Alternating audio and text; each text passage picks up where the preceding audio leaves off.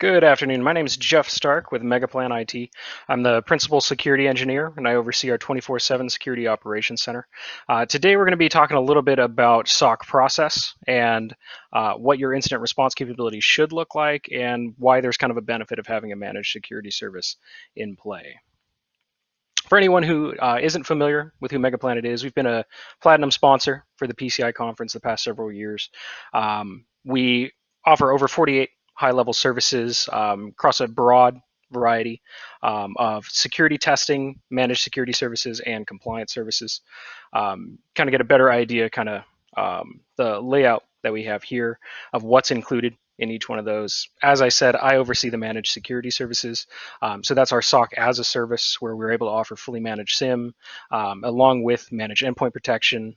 We do vulnerability scanning, as well as network detection and managed detection and response. And I'll be going into a lot more detail around what all that encompasses during this talk. It's worth noting that we have compliance assessors in-house who we're able to work with, so we get a lot of synergy between our managed security services and our compliance services, so our clients benefit strongly from that. Whenever there's a specific question, we're able to pivot into those things. And we offer an entire suite of security testing. We are an ASV, and we're able to do internal, external scanning. We were actually contributors as part of the 2019 Payment Security Report by Verizon. The main takeaway that I want to kind of express with this slide is that out of all of the organizations that did experience a data breach in 2019, this is the percentage of those businesses that were impacted that had something in place for a particular requirement. So this is showing whether they didn't have anything in place, they weren't sure, or they did actually have something in place. What you'll see here is the highest percentage of organizations that were breached did not have something in place for requirement 10, which is going to be centralized logging and auditing, which is really important. And that's kind of the core of what we try to do with our managed security services. So we have a breakdown here of the different things that having sort of managed security can help you address from a PCI compliance standpoint. Requirement 10.2 is ensuring that you have implemented automated audit trails for systems. 10.3 is kind of specifying exactly what you need to include as part of those audit trails. 10.5 is talking about restricting access so that just not anybody can go in and modify or access those audit trails. And then 10.6, which is probably one of the hardest for people to prove to a compliance assessor, is that you are doing a daily review of the events. There's a lot of things that can get caught as part of that, and the standard actually goes into a great deal of specificity over what exactly you need to be reviewing. You can do it through a combination of automated and manual means. One thing that our clients just absolutely love is the way that we do our daily event reviews. They all go through our ticketing system and are timestamp dated, and it's really easy for an assessor to take a look at those and get that evidence quite quickly. Other requirements, 11.4 is around using intrusion detection systems. 11.5 is change control systems. 12.5 is having the appropriate security roles in place. And then 12.10 is about having an incident response plan, which is what we'll be talking about here in a moment. All of additional things that the managed security service can help you meet. Requirement 5 is deploying and properly managing antivirus in your environment. 11.2 is internal and external network vulnerability scanning. And 11.3 is the external penetration testing. So I'd like to, just as a high-level overview, go over what a mature SOC model looks like. So essentially what we're trying to do is, you see in the top left all the things coming in from the internet, the scans, the exploits, phishing attempts, brute force authentication activity, should be getting blocked at your network IPS or your firewall, right?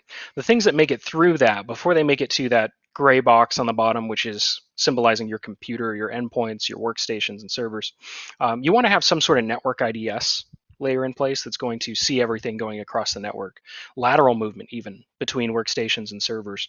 It's good to have that level of visibility. Once we get into the endpoint, we're talking about our host intrusion prevention system, which is ultimately going to be your antivirus, your EDR solution. But at the end of the day, things do make it past that. Things wind up operating deeper within the endpoint. And so that's where having some sort of host IDS is important. These are also what are typically giving us our file integrity monitoring, as I'm sure everyone's well aware. And really, you want to have all of these data sources forwarding into your SIEM, which is where your analysis is taking place. And there's some cool things that we can do with that that I'm not going to really get into the specifics here. But as far as the incident response process, what is that supposed to look like? So you have everything forwarding in, your SIEM's hopefully, doing its job, it's being properly tuned and maintained, and it's generating meaningful alerts. What happens from there? And so this is where the SOC process from 5-10 years ago has been greatly helped by security orchestration, automation, and response tools. Is that now we're able to bring in an alarm, do some automated contextualization. So historically, you'd have your SOC analysts then have to go out, manually conduct research into each one of these events, pull in any artifacts that they can, do additional research on those. And what a SOAR tool is able to leverage or be leveraged for is that it's going to automatically do half of that work for you. You do still ultimately need to have a person who knows what they're doing, who has experience in these things, that's going to sift through all of that data, because some things are just kind of meaningless indicators. Other things could be a lot more critical. So that's where we come into our qualification. So working kind of clockwise here, qualification at the very top. That's typically where we're going to have our tier one analysts who are looking at all of this contextualized data, looking for indicators that something has potentially compromised or impacted system integrity. From there, they're going to make a decision. Either no, this hasn't happened.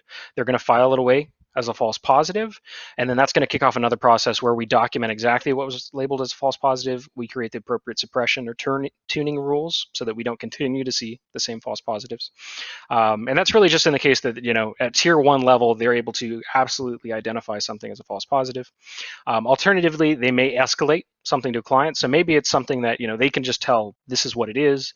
Maybe it's potentially an unwanted program. Maybe it's commodity malware, and there's always already a process in place to handle that. So they'll do a client notification. We call it our security incident report, and escalate that off to the client. But if it's something more serious, or maybe needs a little bit more expertise to review, then they're going to escalate it as an incident. Here we have the option of being able to do some automated sandboxing.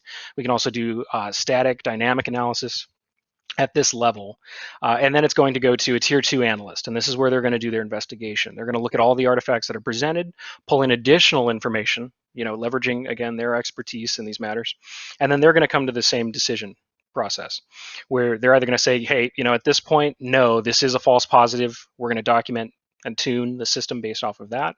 They're going to do a client notification through security incident reports on them exactly what they need to do about this particular thing, or it's going to escalate again into a full-blown incident. Now we have a automated means, and I'll be showing this as part of the demo here, of being able to connect into an endpoint and pull forensic data. So we can do this in a really automated way. And then they're going to forward that over to our incident response team. They're the ones that are going to handle the active incident. And ultimately what they're seeking to do is they want to be able to contain, eradicate, and recover the system. The beautiful thing about this whole process is that because it's built on a SOAR platform, we can have this entire process tree up to this point be conducted within a matter of minutes versus 5-10 years ago you're talking about days, really even just 2 years ago. The 2018 SANS incident response survey was saying that it took most organizations 2 to 7 days to be able to identify these things. We have the whole process down on a dynamic level, not just trusting threat indicators, actually pulling things down, analyzing them, looking what's happening on the host, down to a matter of minutes. And then the takeaway from that, instead of a security incident report, our incident response team is actually going to generate an after action report. And then that's what feeds into, the preparation stage of the detection tuning, building new detections. And so this is kind of the visual behind the full incident response process of preparing, identifying, containing, eradicating, conducting recovery, and taking our lessons learned. So with that, I'd like to pivot over. I'd like to show you guys what our security automation orchestration and response platform looks like. So this is, we do everything in a real co-managed environment. So as a client, you guys would have full access to this. You'd be able to see your own alerts for your environment and be able to look at the notes around each one of those. So I'm just going to show you real quick. I'm going to generate a simulated alert just so that you can see, and I can kind of walk you through what this looks like.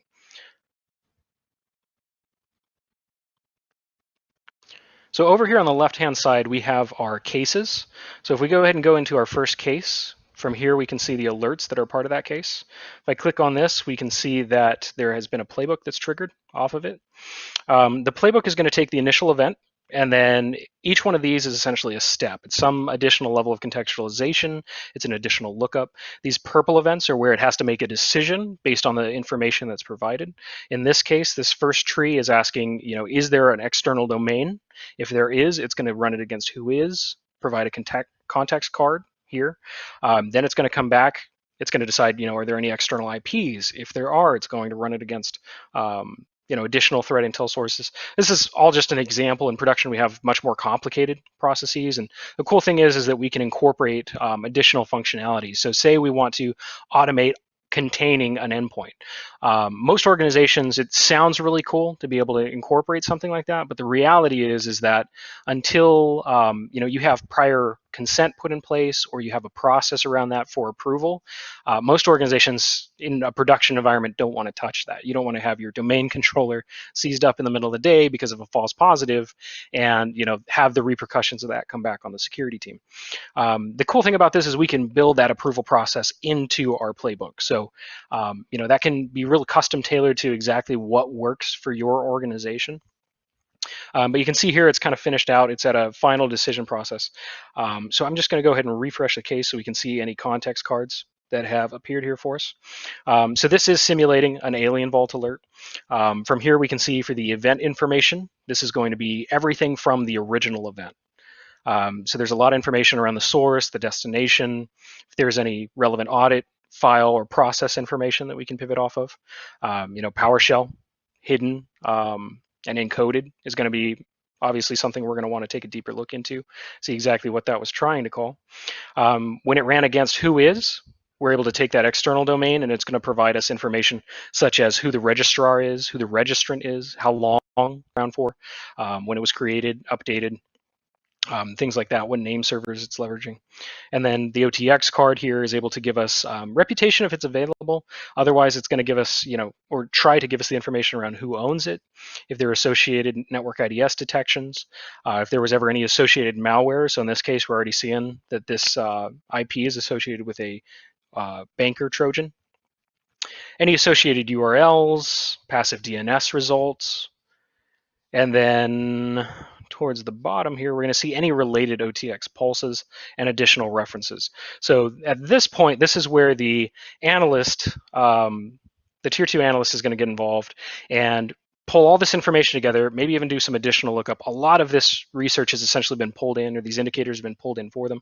And then you can see the action down here is that based on the provided evidence, does it appear that a security incident has occurred? If they choose yes, that's going to kick off an entirely different playbook. If they choose no, this is going to go ahead and file this away and kind of archive it with the appropriate information that we can search on at a later time. So that's the high-level overview of what our SOAR platform looks like. I want to go ahead and generate a different alert here. So this one's going to be execution via PowerShell. And we're going to show you what this looks like when we're pivoting into an environment and we're wanting to gather forensic information. So from here, we can see this is going to go ahead and start running our playbook. There is no external information. There is no external IP. This was an EDR detection, right? So it's going to have things like a file path or maybe an executable or process. And here we can see it's calling on PowerShell. Again, another obfuscated process. And so what we're going to go ahead and do is we're going to pivot on over to CrowdStrike. And we're going to take a look at this, check out our detections. And then right here, the very first one that we have, we can go ahead and click on, take a look at. Instead of trying to explain everything here, what's real nice about CrowdStrike is we're able to just look at the full detection details. And let's fit our view. So, I mean, you wouldn't even have to be a security expert to be able to look at this and tell, this is somewhat suspect, right? Especially we start running through. The indicator names are PowerShell, exploit kit. There was another one that I'm not seeing here. But so, at this point, without even needing to gather more information, this could be a good enough reason to contain the host or kick off the process where we're going to try to get approval to contain the host. But I'm going to go ahead and connect in. And so this is going to give me direct shell or kernel level access to the endpoint in question. So the first thing that we're going to do in trying to gather this forensic information is that I'm going to put Kansa, which is what we're using for our incident response gathering. And this is going to pull our whole Kansa package from the CrowdStrike cloud. It's going to throw it onto the endpoint and copy it over. From here, we're going to go ahead and run a script, kind of our incident response script. I'll explain exactly what this is doing while it runs. So I've already, just in the interest of time during this demo, I've expanded it. I've already done the setup for Kansa. It's pretty straightforward as far as just being able to allow it to run. From here, in order to run Kansa, you actually have to provide it with credentials. And for anybody who's ran it before, it's going to pop up and it's going to prompt you for your user's password. In this case, what we're able to do is kind of hard code it into our script so that it's just automatically passing that to the endpoint. It's going to run Kansa right now. It's gathering our forensic evidence and our artifacts. And once it's finished running, it's going to give us a output file. And essentially, we're going to just zip that up. We're going to copy it back, and we're going to be able to take a look at it.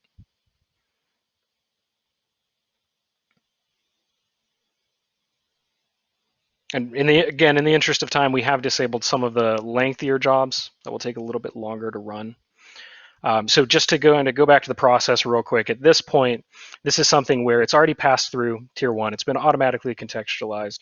In this case, it didn't make sense to sandbox it, but if we already had access to the executable, or we pull the executable in from CrowdStrike, which we have the capability of doing, our managed network detection, if we're monitoring your network activity, we can actually go in, extract from the PCAP the executable itself and sandbox that ourselves. So depending on the incident, we can definitely loop this in. Our tier two has already taken a look at it, seeing that it's definitely suspicious, forwarded along to the incident response team. They would be the ones connecting in with CrowdStrike, and then their goal is to contain, eradicate, and recover. Obviously, the full extent of being able to do all of this is going to be a little bit beyond the scope of a 20-minute tech demo. But hopefully this will be finishing up here in just a second, and then I'll be able to show you what it looks like pulling that back, and then what it looks like when we open that folder up.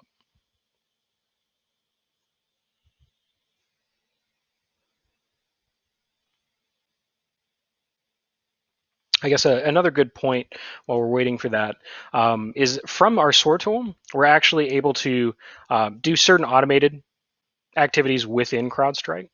But even if it's not part of a playbook, we can still run what's called a manual action. And so from here, it's going to take a look at all of the integrations that we have set up. And this is just a very small sample that we have set up in our demo environment of what it's capable of doing. Essentially, there's API integrations with just about every major security tool you can think of. Sophos, Carbon Black, CrowdStrike. Just on the EDR side, as far as bringing information in, there's integrations with Azure, with Office 365, Proofpoint. I mean, it's crazy long list. So if you ever have any questions about any of the API integrations, definitely hit up the MegaplanIT booth. We can help answer any of those questions that you might have. Once they're set up, they're going to appear here. So if I wanted to into the CrowdStrike detection, you can see some of the actions that we can take. Some of them are for managing, the actual cases within CrowdStrike, if that makes sense for your organization. We can add things to lists. We can contain endpoints from here. This just doesn't let us, directly open this remote terminal.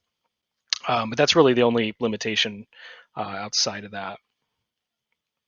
Okay, cool. So the script went ahead and timed out, which is fine. What I'm going to do is just run this last section, which is just going to give us the name of the output folder that was generated, which is going to contain all of the forensic artifacts that Kansa just provided for us. Okay, so that's the name. From there, we're going to go ahead and zip that folder.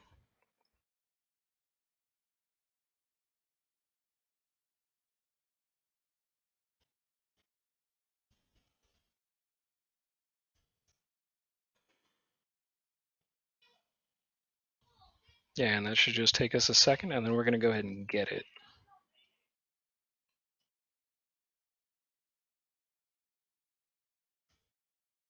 And then the cool thing that CrowdStrike's then going to do is it's going to prepare that zip file. It's going to bring it back, and then just from my browser, I can go ahead and download it. We can open this guy up.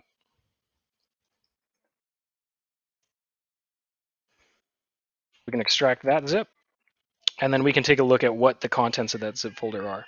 And so to open this up just a little bit so you can see the names. Now this isn't the full breadth of what we can pull in with Kansa. These are just some of the quicker modules we were able to include. So things like the local ARP, the DNS cache. So anything recently that this host might have called out to if we were concerned about any sort of beaconing would be included in this. In this case, this demo machine doesn't have any of that. Netstat can be helpful, so we can see all active listening established connections, where they're going to, what process they were kicked off by. We can look at the prefetch to see what's ran, when it was ran. We can look at any RDP connections, all the services. Takes a little bit more time. What I like running is auto runs is part of that. Recall is possible to run through that if anybody has any experience with that.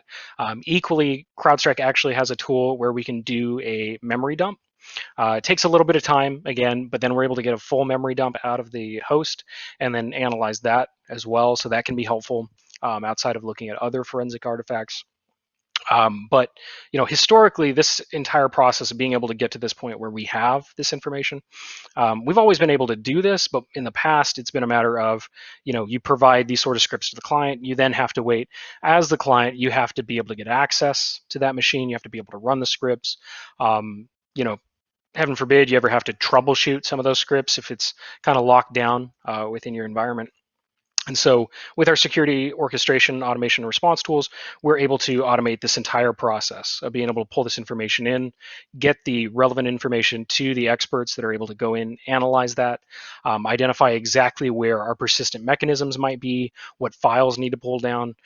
We can actually, beyond what I just showed you, we can go through the entire directory tree. We can use CrowdStrike, go to where those persistent mechanisms are, or find the registry keys that are allowing them to survive reboots, and we can modify those registry keys, delete their persistence mechanisms. We can kill the process out of memory if they're trying to hide in memory. So we can ultimately hunt down and find, where whatever form the attacker is trying to take in real time. So that is about everything that I wanted to show as part of our tech demo. I appreciate your time this afternoon. Like I said, if you guys have any additional questions, anything else you'd like to dig into, or just would like to pick my brain or the brains of anybody on my team, feel free to hit up the MegaplanIT booth. It will be more than happy to help answer any questions you might have. So thank you. I appreciate it.